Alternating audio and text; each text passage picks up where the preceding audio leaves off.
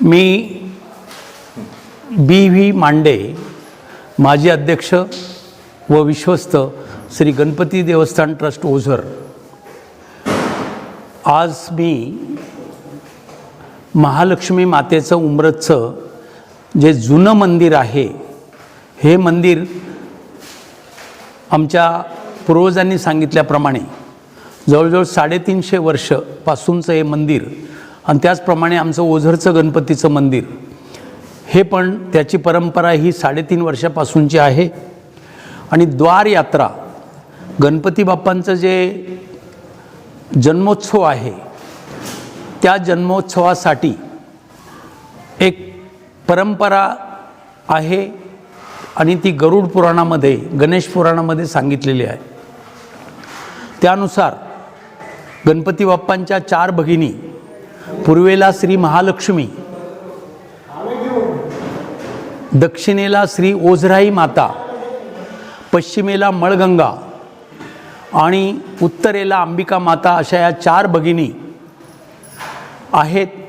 आणि प्रथा अशी आहे की प्रतिपदा, आज भाद्रपद शुद्ध प्रतिपदा आहे आणि त्यानुसार आज पहिला द्वार हा उंब्रजला गणपती बाप्पा स्वतः येतात आणि त्यांच्या भगिनी, ज्येष्ठ भगिनी महालक्ष्मी यांना पालखीमध्ये घेऊन आपल्या जन्मोत्सवासाठी जातात। हजारो गणपती भक्त, हजारो महालक्ष्मी भक्त ह्या द्वार यात्रेत सामील होतात। उंब्रजला आल्यावर जे मातेचं माहेरघर आहे ते उंब्रजकर ह्या द्वार यात्रेचं श्री विघ्नर गणपती देवस्थानच्या ट्रस्ट त्याचप्रमाणे ग्रामस्थांचं स्वागत करतात। आणि आम्ही गणपती बाप्पाच्या विघ्नर देवस्थानच्या तर्फे मातेला साडी चोळी घेऊन येतो। त्याचप्रमाणे सरस्वती माता, काली माता तिघींनाही आमचा साडी चोळीचा आहेर असतो, तो आहेर आम्ही देतो।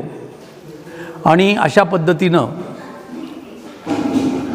पद्धतीनं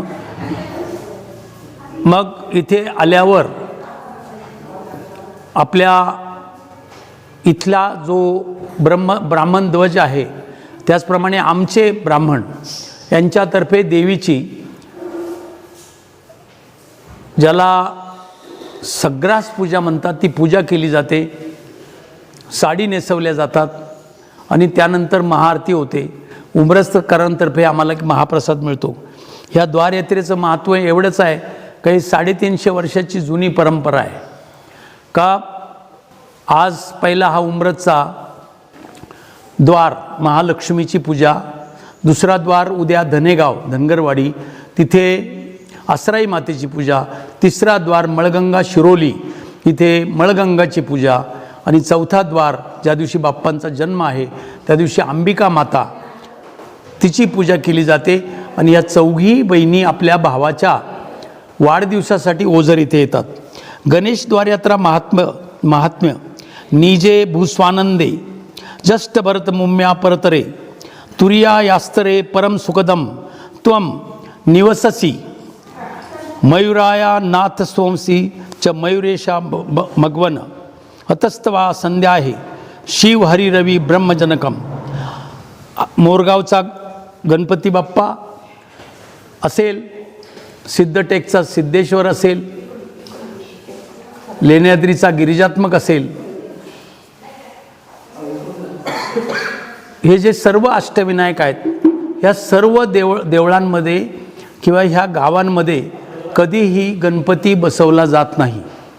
याचं कारण असं, ही गणपतीची मूळ स्थानं आहेत अष्टविनायक, आणि म्हणून इथे गणपती बसवला जात नाही, पण आपण जन्मोत्सव साजरा करतो। म्हणून अष्टविनायकामध्ये या 4ही द्वार यात्रा आहेत। तर त्याच्यामध्ये विविध क्षेत्रामध्ये, त्यातमध्ये विशेषतः मोरगाव, रांजणगाव, ओझर व थेऊर तसेच चिंचवड या गणेश क्षेत्रामध्ये रूढ असलेली द्वार यात्रा हे गणेश उपासनेचे एक अत्यंत प्रभावी साधन मानले जाते। काम्य अथवा निष्काम्य या दोन्ही प्रकारच्या उपासनासाठी भक्तांना अनुमती देण्याचे सामर्थ्य त्यात आहे आणि म्हणूनच द्वार यात्रा ही अनुभव्य आहे।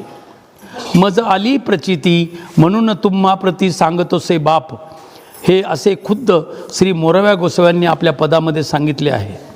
किंवा भवसिंधू तरावया द्वारे जाऊया करावया, किंवा एक निष्काम करती सायोज्यता होय, एक कामना इच्छिती इच्छाफळ जो पूर्वफळ आपल्याला देतो आहे इत्यादी श्री मोरावी गोसाव्यांच्या पदामधील उल्लेख हे गणेशाच्या सकाम अथवा निष्काम उपासनेसंबंधी अनन्य साधारण महत्त्वाचे आहे. या पद्धतीनं या द्वारयात्रा मुद्गल पुराणामध्ये याचं जे वर्णन आहे. अजून एक भावार्थ सांगितलं जातो. पूर्वद्वारावर गणेश भक्तांना गणेश धर्म विशद करून सांगत असे ते धर्मद्वार. दक्षिण द्वारावर श्री महेश किंवा शंकर गणेश पर शब्दांचा गूढ अर्थ गणेश भक्तांना सांगत आहेत अर्थद्वार. पश्चिम द्वारावर आदिशक्ती गणेश भक्तांसाठी कामना म्हणजे कोणती एक तर ती फक्त गणेशाचीच कामना असा कामाचा अर्थ म्हणजे गणेश भक्तांना सांगत आहे. आणि उत्तरद्वार सूर्य किंवा रवी केवळ गणेश प्राप्ती हीच गणेश भक्तांसाठी गणेशस्तुती असा मोक्षाचा अर्थ गणेश भक्तांना सांगत आहे. आणि हे ह्या द्वारयात्रेचं महत्त्व आहे. धन्यवाद.